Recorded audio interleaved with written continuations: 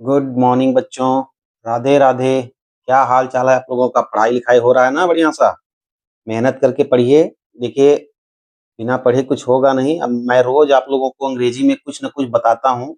आपको इंग्लिश का ग्रामर एकदम से मुझे तेज कराना है, इसलिए सभी बच्चे ध्यान दें।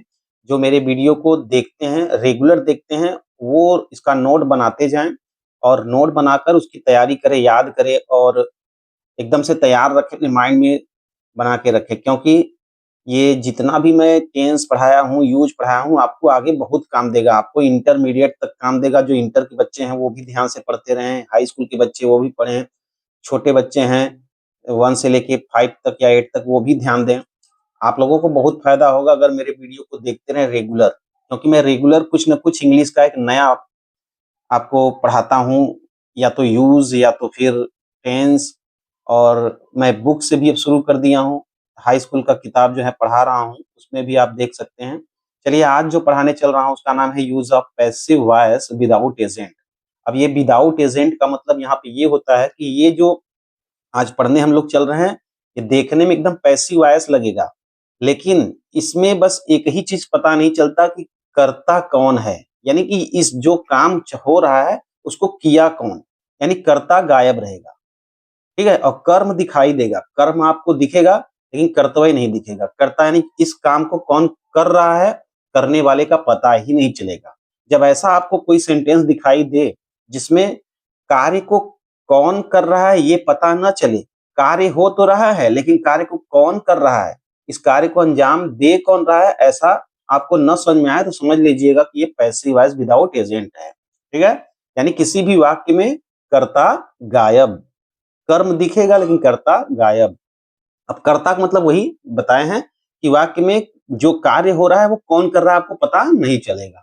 ठीक है, तो चलिए अब देखते हैं इसकी पहचान क्या है, फिर इसकी रूल क्या है, आपको बता रहे हैं। देखिए, यही पहचान है।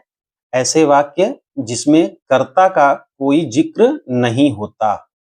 लिखा है ऐसे वाक्य जिसमें कर्ता का कोई जिक्र नहीं होता, केवल कर्म दिखाई देता है, कर्ता छुपा होता है। जैसा मैंने अभी बताया था कि इसमें कर्ता आपको पता ही नहीं चलेगा कि कर्ता यानी कि इस कार्य को कर कौन रहा है, आपको कुछ नहीं पता चलेगा। बस ये है कि कार्य हो रहा है, जो कार्य हो रहा है उससे आपको पता चलेगा कि इसमें कार्य हो रहा है, लेकिन कार्य करने वाले का कोई जिक्र नहीं रहेगा। तो यही इसकी पहचान है। यानी कि आप ये जो टेंस है, ये जो यूज है, ये आपको हर टेंस में दिखाई देगा। जैसे कि पैसिव वॉइस आपने देखा था, पैसिव वॉइस में आपने सुना था कि इसमें 8 ही टेंस का जो है पैसिव वॉइस बनता है, यानी एक्टिव वॉइस जो बोला जाता है, पैसिव वॉइस का निर्माण केवल 8 टेंसों का होता है। तो ऐसे यहाँ पे भी आपको दिखाई देगा, यानी सेम टू सेम ये पैसिव वॉइस ही है। जिसको पैसिव वॉइस समझ में आ गया है उसको ये बहुत इजी लगेगा, और जिसको पैसिव वॉइस नहीं आता है तो मेरे वीडियो में जाकर देख ले। एक्टिव वॉइस पैसिव वॉइस का मैंने 3 पार्ट बना के रखा है, और देख लीजिए और समझ में आ जाएगा। तो चलिए देखते हैं इसका रूल क्या है। देखिए, इसमें रूल में मैं बताया कि ये रूल इसमें टेंस के अनुसार पैसिव वॉइस का हेल्पिंग वर्ब प्रयोग होता है। अब यहाँ पे बात आ गई पैसिव वॉइस की हेल्पिंग वर्ब। जैसा कि आप लोग जानते होंगे कि एक्टिव वॉइस को जब हम पैसिव वॉइस में बदलते हैं तो पैसिव वॉइस का हेल्पिंग वर्ब कुछ अलग है, यानी टेंसों से हटकर है। जैसे प्रेजेंट इंडेफिनिट टेंस का मैंने बताया है, एक चार्ट भी बनाया है, और पूरा टेंस का जो पैसिव वॉइस का हेल्पिंग वर्ब क्या है उसका मैं चार्ट बना के डाल दिया हूँ एक्टिव पैसिव वॉइस में, आप देख लीजिएगा। वैसे एक बार सुन लीजिए क्या क्या है। जैसे कि अगर प्रेजेंट इंडेफिनिट टेंस होगा जिसके अंत में ता है, ते है, ती है आएगा, तो उसका पैसिव वॉइस का helping verb is am are होता है। फिर प्रेजेंट कॉन्टिन्यूअस रहेगा तो उसमें बीइंग जोड़ देते हैं, is being, am being, are being कर देते हैं।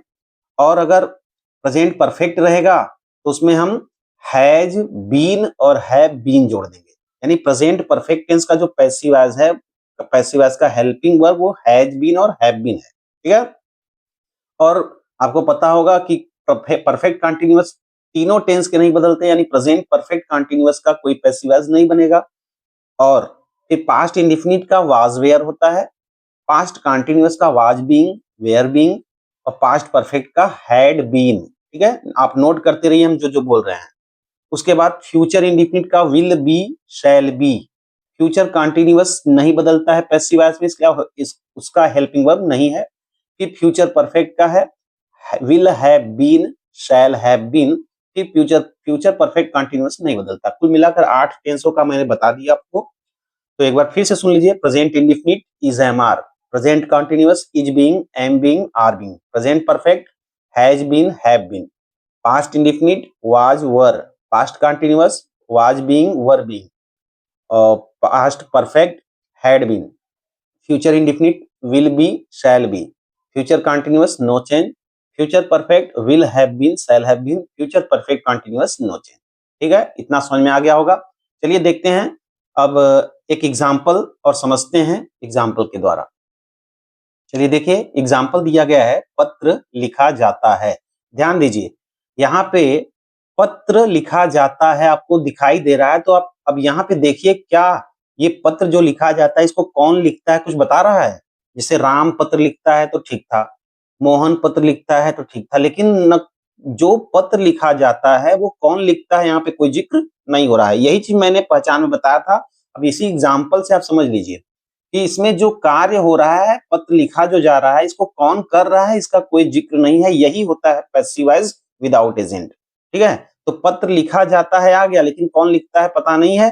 समझ में आ गया? यानी कि वह दे दिया होता, तुम दे दिए होते, यानी कोई नाउन कोई प्रोनाउन इसमें कुछ है ये नहीं है। पत्र है जो कि ऑब्जेक्ट है, तो मैंने यही लिखा था कि इसमें ऑब्जेक्ट का पता चलता है, कर्म दिखाई देता है लेकिन कर्ता नहीं दिखाई देता। ठीक है, यहाँ पे कर्ता नहीं दिखा, इससे समझ गए यानी जो करने वाला जो लिखने वाला है उसका कोई जिक्र ही नहीं है। तो ये हो गया आपका पैसिव वॉइस विदाउट एजेंट। चलिए अब देखते हैं ये बनेगा कैसे, इसका क्या रूल है। रूल मैंने बताया था कि टेंस। अब देखिए टेंस कैसा है, लिखा जाता है, लास्ट में ता है ते हैं ती हैं आया है। आपको पता होगा कि प्रेजेंट इंडेफिनिट में ता है ते हैं ती हैं का अंतिम शब्द होता है, वर्ब के लास्ट में, वर्ब के अंतिम में ता है ते हैं ती हैं। अब आपको जब ये पता है प्रेजेंट इंडेफिनिट है, तो अब देखिए प्रेजेंट इंडेफिनिट का भी मैंने बताया था कि हेल्पिंग वर्ब क्या होगा, इज एम आर। तो चलते हैं अब देखते हैं कि ये कैसे बनेगा। इज एम आर अगर इसका हेल्पिंग वर्ब है तो पत्र लिखा जाता है। पत्र का हम क्या लिखेंगे, द लेटर, द लिख सकते हैं नहीं भी लिख सकते कोई दिक्कत नहीं है। The letter is. अब यहाँ पे ये देखना है कि इज एम आर में से हम क्या लगाएंगे। जैसे अगर सिंगुलर नंबर सब्जेक्ट है यानी एक वचन का करता है, यानी एक पत्र लिखा जाता है तो एक वचन का हो गया। जब हमको ये लगे कि बहुवचन में है तो आर लगा देंगे, और मैं का कोई बात है तो एम लगा देंगे। ठीक है, तो अगर प्रेजेंट इंडेफिनिट है और उसके बाद उसमें सिंगुलर नंबर सब्जेक्ट है तो इज लगेगा, प्लूरल नंबर सब्जेक्ट है तो आर लगेगा, और मैं आया हो तो एम लगेगा। तो यहाँ पे क्या लगना चाहिए था, इज, मैंने लगा दिया है, द लेटर इज। अब देखिए पैसिव वॉइस में क्या होता है, हमेशा वर्ब का थर्ड फॉर्म, तो यहाँ पे राइट का थर्ड फॉर्म लिखना होगा रिटेन। ठीक, द लेटर इज रिटेन। अब एक चीज ध्यान दीजिए, पैसिव वॉइस में जब भी हम लोग करते थे तो वहां पे बाई उसके बाद सब्जेक्ट लिखा जाता था, लेकिन जब सब्जेक्ट है ये नहीं है, सब्जेक्ट को ऑब्जेक्ट बना के हम लिखेंगे क्या, जब सब्जेक्ट का पता ही नहीं है तो ये यहीं पे खत्म हो जाता है। ये हो गया पूरा, द लेटर इज रिटेन। ठीक है, पत्र लिखा जाता है, द लेटर इज रिटेन, यानी हमको पैसिव वॉइस का पूरा पूरा रूल यहाँ पे लगाना है। पैसिव वॉइस में जैसे हम क्या करते हैं, कोई भी टेंस होगा पैसिव वॉइस में उसमें वर्ब का थर्ड फॉर्म लगेगा। ठीक है, चलिए अब आगे देखते हैं। सभी लोग ध्यान दीजिए, देखिए यहाँ पे मैंने एक चीज और बढ़ा दिया, थोड़ा सा छूट गया था। तथा सभी टेंस में वर्ब का थर्ड फॉर्म का प्रयोग होता है। यानी ये भी याद करिएगा कि कोई भी टेंस आए, अगर पैसिव वॉइस विदाउट एजेंट है तो कोई भी टेंस हो, सब में वर्ब का थर्ड फॉर्म लगेगा। ये नोट कर लीजिएगा, इसलिए मैंने यहाँ लिख दिया। इसमें टेंस के अनुसार पैसिव वॉइस का हेल्पिंग वर्ब का प्रयोग होता है, तथा सभी टेंस में वर्ब का थर्ड फॉर्म का प्रयोग होता है। ठीक है, अब वर्ब का थर्ड फॉर्म आप हर टेंस में लिखेंगे। और जैसे एग्जांपल दिया गया वह पत्र लिखा जाता है, तो पत्र लिखा जाता है, इसमें पत्र का जिक्र है यानी कर्म का जिक्र है, लेकिन कौन लिखता है इसका कोई पता नहीं है। तो ऐसे ही आपको पता चलेगा अगर पैसिव वॉइस विदाउट एजेंट रहेगा तो उसमें कर्ता का कोई जिक्र नहीं होगा, और जब कर्ता का जिक्र न रहे तो हमको भी कर्ता का यहाँ पे कोई नामो निशान नहीं है, नहीं दिखाना है। हम केवल कर्म लिखेंगे, उसके बाद ये चेक करेंगे कि किस टेंस का है, उस टेंस की हेल्पिंग वर्ब और वर्ब का थर्ड फॉर्म। ठीक है, तो ये आपको एक तो समझ में आ गया होगा। अब चलते हैं कि एग्जाम्पल और लेते हैं। देखिए दूसरा एग्जाम्पल मैंने दिया, शेर मारा गया। ठीक है, शेर मारा गया, शेर मारा गया। देखिए ध्यान से, यहाँ पे आ की मात्रा पे ही वाक्य समाप्त हो रहा है। गया, गया क्या है, आ की मात्रा पे खत्म हो रहा है। तो हम ये जानते हैं पास्ट इंडिफिनिट टेंस ऐसा होता है जिसमें आ की मात्रा पर वाक्य समाप्त होता है। कोई भी शब्द आ की मात्रा पर खत्म होता है, यानी आ ए ई की मात्रा पर अगर खत्म होता है तब पास्ट इंडिफिनिट होता है, या तो ता था ते थे ती थी आया हो। तो चलिए ये पास्ट इंडिफिनिट हो गया, समझ में आ गया। अब पास्ट इंडिफिनिट को जब हम लोग बनाएंगे तो पास्ट इंडिफिनिट कैसे बनता है, इसका जो नियम है आप जानते होंगे। पास्ट इंडिफिनिट में पैसिव वॉइस का जो हेल्पिंग वर्ब है वो क्या है, वाज और वर। अब आपको एक चीज ध्यान में आए कि शेर मारा गया, लेकिन ये नहीं पता चल रहा है कि कौन मारा। ठीक है, शेर को किसने मारा नहीं पता, यानी कर्ता वो कौन है जिसने शेर को मारा उसका कोई पता नहीं है। इसका मतलब ये पैसिव वॉइस विदाउट एजेंट है। अब हम ये पैसिव वॉइस की तरह बनाएंगे। पास्ट इंडिफिनिट का जो सहायक क्रिया है वो क्या है, वाज और वर। तो चलिए देखते हैं ये कैसे बनेगा। तो पहले लिखेंगे द लायन, द लायन। अब वाज, क्यों वाज, क्योंकि ये सिंगुलर है, एक शेर की बात हो रही है, शेर मारा गया। द लायन वाज, अब मारा गया का किल होता है तो किल्ड हो जाएगा। ठीक, तो इस तरह से ये बन गया द लायन वाज किल्ड। ठीक, समझ में आ रहा है। जैसे यहाँ पे आपने अगर मान लीजिए आपको मिला शेर मारा गया बनाने के लिए, अब आप देख रहे हैं शेर तो मर गया, शेर को मारा गया, लेकिन शेर को किसने मारा आपको कोई पता नहीं है, यानी कि मारने वाले का कोई जिक्र नहीं है। तो ये हो गया पैसिव वॉइस। अब पैसिव वॉइस, अब देखिए आ ए ई की मात्रा पे खत्म, यानी पास्ट इंडिफिनिट है, तो पास्ट इंडिफिनिट का हेल्पिंग वर्ब वाज वर्ब होता है। ये मैं बार बार कर रहा हूँ कि अगर आपको न पता हो तो एक बार आप मेरा वीडियो देख लीजिएगा एक्टिव वॉइस पैसिव वॉइस का, अभी अभी मैंने बताया भी, आप नोट कर लीजिए, वो आपको दिक्कत नहीं होगा। चलिए अब ये हो गया दूसरा एग्जाम्पल, शेर मारा गया। ऐसे ही मैं और कई एग्जाम्पल आपको दिखा दे रहा हूँ हर टेंस का एक एक करके, ताकि आपको समझ में आ जाए। चलिए अब देखते हैं आगे का एक और एग्जाम्पल। चलिए अब अगला एग्जाम्पल देख रहे हैं, प्रेजेंट कॉन्टिन्यूअस का है। इसमें लिखा है भोजन पकाया जा रहा है। रहा है, रही है, रहे हैं आ गया, यानी प्रेजेंट कॉन्टिन्यूअस है। अब हम क्या करेंगे, प्रेजेंट कॉन्टिन्यूअस है अब ये, लेकिन ये पैसिव वॉइस है कि नहीं ये कैसे पता चलेगा। देखिए भोजन पकाया जा रहा है, लेकिन आपको ये नहीं पता चल रहा है पका कौन रहा है। ठीक है, तो जब ये न पता चले कौन पका रहा है, ठीक है, वो हो गया पैसिव वॉइस। अब हम पैसिव वॉइस की तरह इसे बनाएंगे, तो प्रेजेंट कंटीन्यूअस का जो हेल्पिंग वर्ब है वो क्या है, is being, are being, am being. चलिए देखते हैं इसको कैसे बनेगा। पहले भोजन का लिखेंगे द फूड, द फूड, फिर is being, is being, the food is being,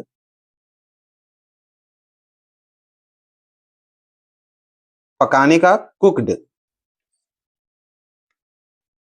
the food is being cooked. बस हो गया। अब यहाँ पे कैसे पता चला, देखिए रहा रही आया है तो इज बीइंग का प्रयोग हो गया, इज बीइंग, फिर पकाने का थर्ड फॉर्म कुक्ड। ठीक है, ये कुक्ड जो है पकाने का थर्ड फॉर्म है, तो हो गया the food is being cooked. देखिए इस तरह से प्रेजेंट कॉन्टिन्यूअस टेंस का जो है मैंने बनाया। कैसे, फूड है माने भोजन है, भोजन पकाया जा रहा है, लेकिन कौन पका रहा है पता नहीं चल रहा है, तो जा रहा है, रहा रही रही में क्या आएगा, is being, am being, are being, वो आपका थर्ड फॉर्म। तो मैंने लिखा फूड, भोजन के लिए द फूड, फिर इज बीइंग, फिर कुक्ड, यानी भोजन पकाया जा रहा है। चलिए ठीक है, समझ में आ रहा है। हर टेंस को मैंने एक एक टेंस को सोचा है कि आपको बता दिया जाए ताकि आपको आगे के लिए एकदम आसान हो जाए। तो चलिए अब एक और टेंस देखते हैं दूसरा। चलिए अब देखिए, ये प्रेजेंट परफेक्ट टेंस का मैंने लिया है। पत्र लिखा जा चुका है, चुका है, चुकी है, चुके हैं आ गया। पत्र लिखा जा चुका है, लेकिन आपको पता चल रहा है ना इसमें कि कौन लिख रहा है, उसका कोई जिक्र नहीं है, यानी कर्ता यहाँ पे भी गायब है, केवल पत्र है और लिखा जा चुका है, यानी प्रेजेंट परफेक्ट है। तो प्रेजेंट परफेक्ट का जो हेल्पिंग वर्ब है वो क्या है, हैज बीन, हैव बीन। चलिए अब हम देखते हैं हैज बीन और हैव बीन का प्रयोग करके इसको बनाते हैं। तो पहले पत्र है तो लिखेंगे द लेटर, द लेटर, फिर हैज बीन, फिर उसके बाद लिखना का राइट होता है उसका third form written, the letter has been written. ठीक है, ये हो गया पत्र लिखा जा चुका है। पत्र का हो गया द लेटर, फिर उसके बाद हेल्पिंग वर्ब हैज बीन, क्योंकि ये सिंगुलर नंबर सब्जेक्ट था तो हैज बीन, फिर लिखना का थर्ड फॉर्म रिटेन, तो गया the letter has been written. ठीक है, चलिए एक और आगे देखते हैं कोई दूसरा एग्जांपल। देखिए अगला एग्जांपल मैंने लिया है फ्यूचर इंडेफिनिट से, फूल तोड़ा जाएगा। देखिए अब ये फ्यूचर इंडेफिनिट है, फूल तोड़ा जाएगा, तो ये कैसे बनेगा इसको समझिए। देखिए फ्यूचर इंडेफिनिट है, फ्यूचर इंडेफिनिट का पैसिव वॉइस का जो हेल्पिंग वर्ब है वो क्या है, विल बी, शैल बी। आपको बस खाली टेंस पहचानना है, उसका हेल्पिंग वर्ब याद करना है, बाकी वर्ब का थर्ड फॉर्म तो लगाना ही लगाना है हर टेंस में। तो खाली आप ये समझ लीजिए कि आपको हेल्पिंग वर्ब याद रहना चाहिए। तो फूल तोड़ा जाएगा, चलिए इसको बनाते हैं, फूल तोड़ा जाएगा, तो फूल यानी द फ्लावर, द फ्लावर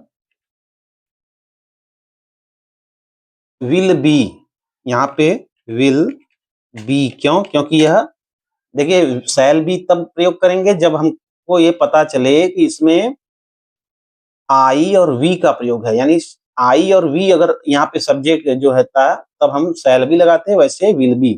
तो यहाँ पे हो जाएगा द फ्लावर विल बी। अब यहाँ पे तोड़ने का जो थर्ड फॉर्म है प्लग्ड, PLUCKED, प्लग्ड। तो इस तरह से हो गया the flower will be plucked. ठीक है, समझ में आ रहा है बढ़िया सा ना।